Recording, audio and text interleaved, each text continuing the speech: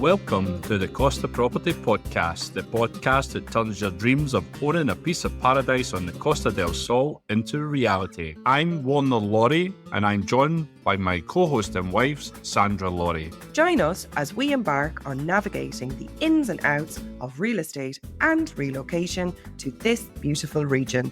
We're not just about market trends, we're about sharing real-life experiences, because we know the struggle firsthand, and I've helped many people navigate this challenge also. If you're dreaming of your perfect Costa del Sol home and want to get real, no-frills, expert advice, then you're absolutely in the right place. Join us each week as we share honest insights and information that will guide your journey. So welcome back to another episode of the Costa Property Podcast. We're delighted that you're here with us today. How are you doing this morning, Warner? I'm fantastic, Sandra. How are you? Good. So today we're going to be really looking into 2025 and really talking about property outlooks, but from the perspective if you're buying for investment, if you're buying to rent. So we're going to be really diving into if Spain is the best real estate investment for 2025 and 3 things that you really need to think about when you are investing with a view to rent your property out in Spain.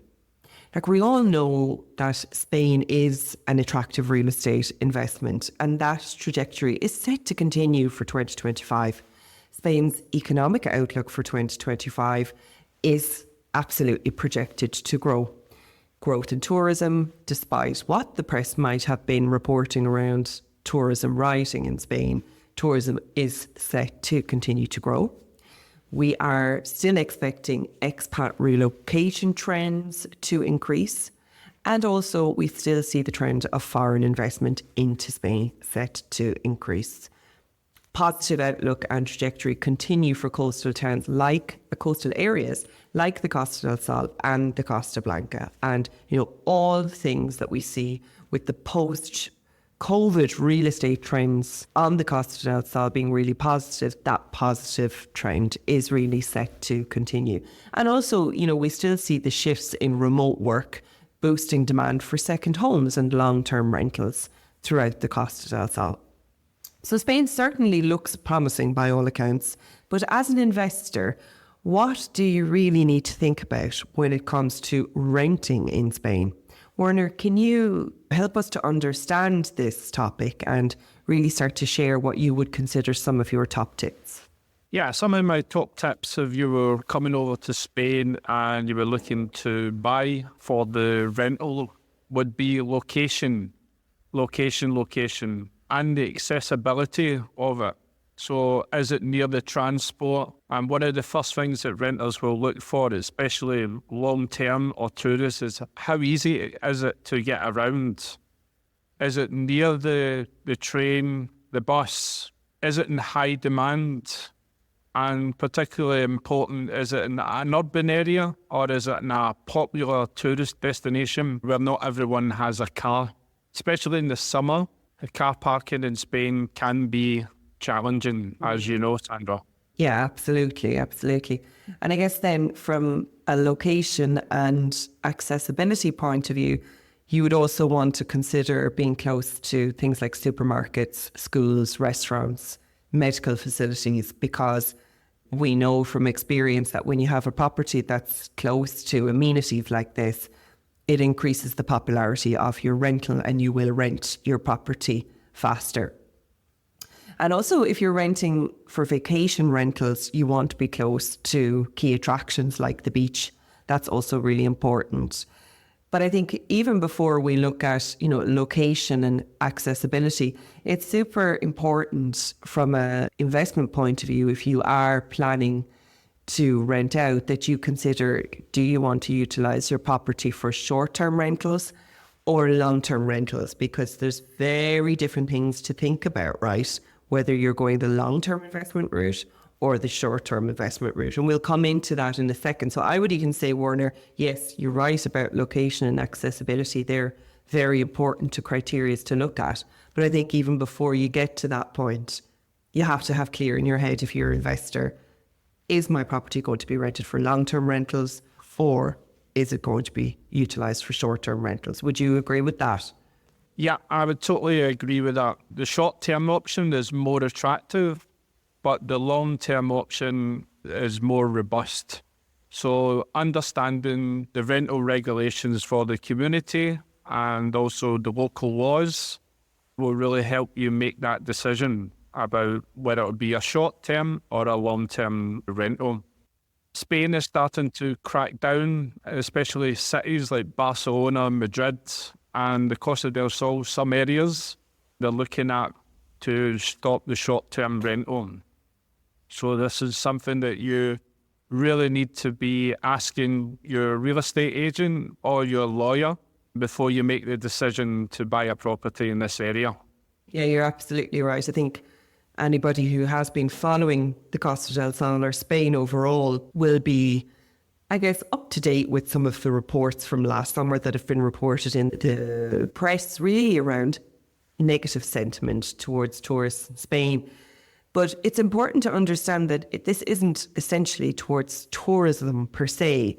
This is very much connected to the fact that there is a housing crisis in Spain, and properties that are being used for short-term holiday rentals are really only adding fuel to the fire.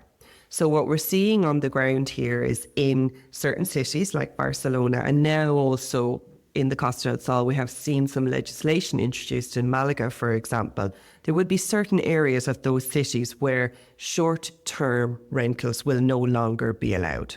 So if you are an investor and your intention is to rent out the property short-term, you really need to research if the development that you're buying that property in has an intention to allow short-term rentals long-term, okay? Because this will really play a massive part in the plans for whether you will be able to rent that property out short-term. You'll be able to understand this really by asking for the support of your real estate agent, understanding how does the community of owners in that development really feel about short-term rentals. The community of owners are really the owners that are responsible for the decisions that are being made in the development, and they meet regularly to discuss important topics concerning the development. When they meet, all of the meetings are minuted. So if there is ongoing discussions around banning short-term rentals in the development that you intend to buy, you will be able to understand that. And you should understand that from the outset before you even look at reserving a property or intend to pursue your purchase. This is important for you to understand. From a long-term protection point of view, for long-term rentals, it's also important in Spain to really understand tenancy laws, which tend to favour tenants, okay? Especially when it comes to eviction processes and rent control. Make sure you're familiar with regulations to avoid any complications further down the line. I would say, get to grips with basic tenancy laws and ensure that you have a good rental contract in place with your tenant, and always have that checked over by your lawyer as well to ensure that you're protected as the property owner in the best possible way as well. Anything else, Warner, when it comes to, what to think about? Yeah, just one thing. The short-term rental does look attractive, but don't rule out the long-term rental opportunity as well. There is a lot of, as you said, nomads and people coming here looking for accommodation. So the rental prices for long-term has increased. But as long as you make sure that you're following that, then you will find a good tenant that will pay the rent. So both options are very good in the Spanish market today.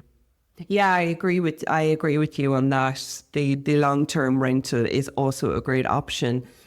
Properties are renting for high monthly rental amounts at the moment, and there is a good supply of good tenants, if we put it like that, due to the fact that there is a lot of tech companies based in Malaga, for example, and towns like Torremolinos and Benalmádena, being located on the main train line into Malaga, are great commuter and dormitory towns.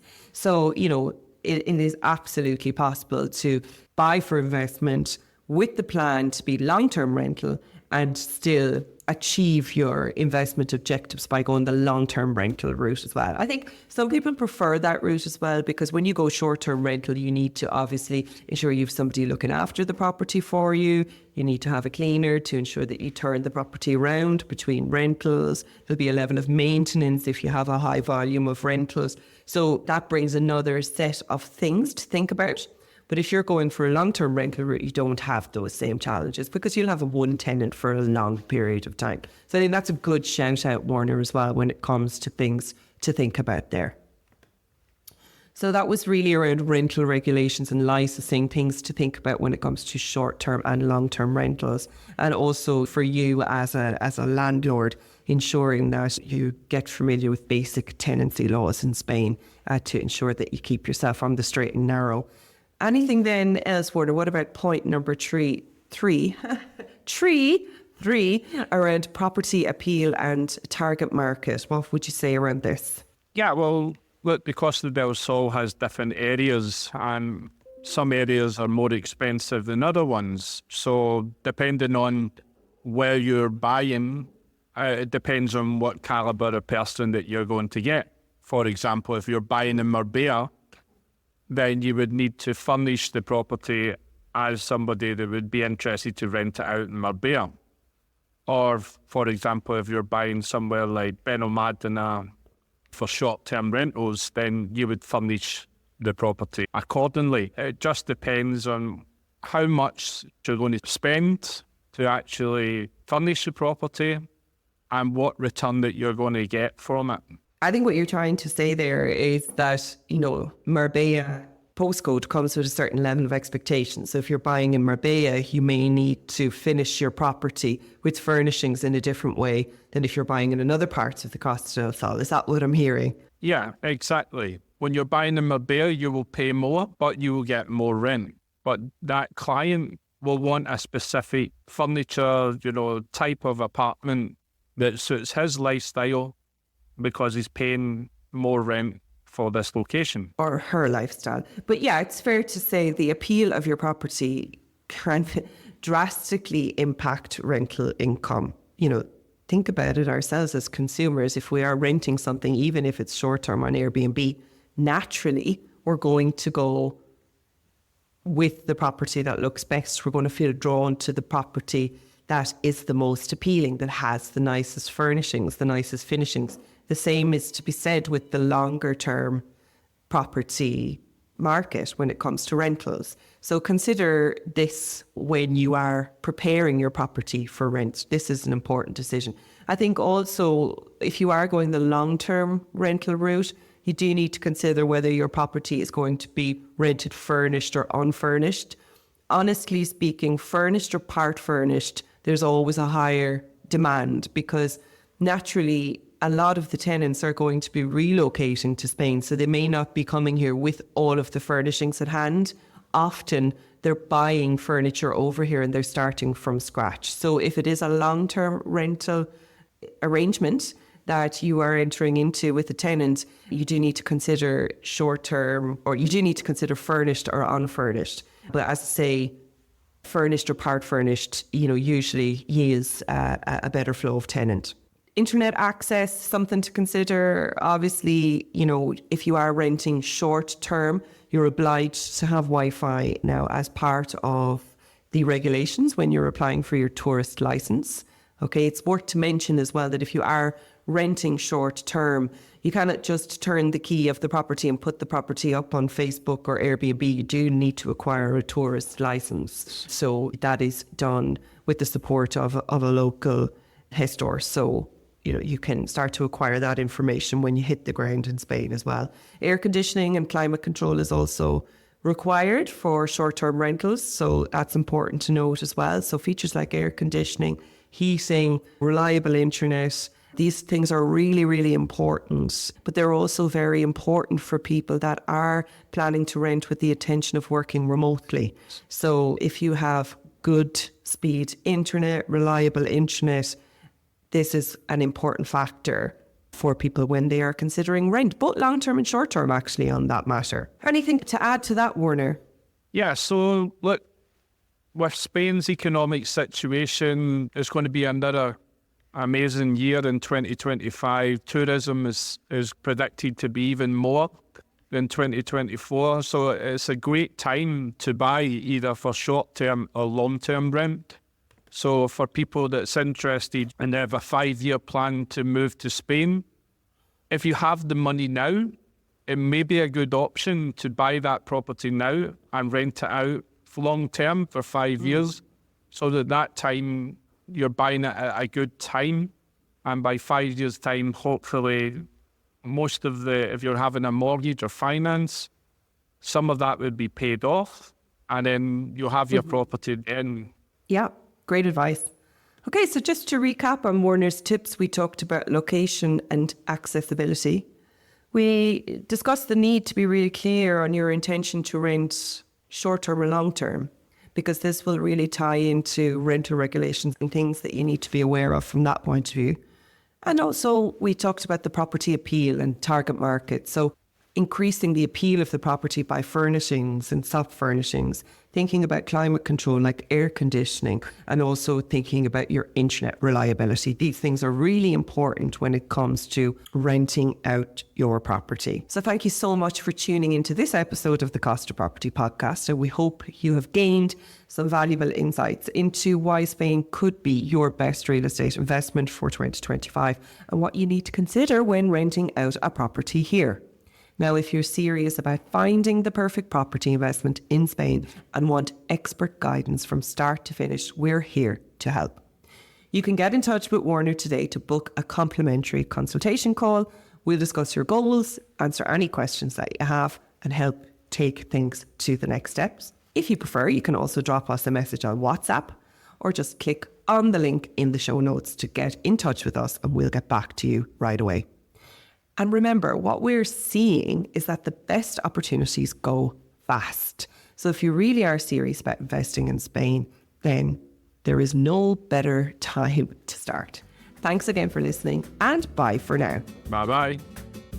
If you have been enjoying the show so far, remember to hit subscribe to the podcast and leave a rating or review. We absolutely love hearing your thoughts. Please send any questions that you would like us to answer on the show to warner@wlcostaproperties.net, or you can pop us a message on our socials, which are in the show notes. Remember, you can also visit the website www.wlcostaproperties.net. See you on the next episode, and bye for now. Bye-bye.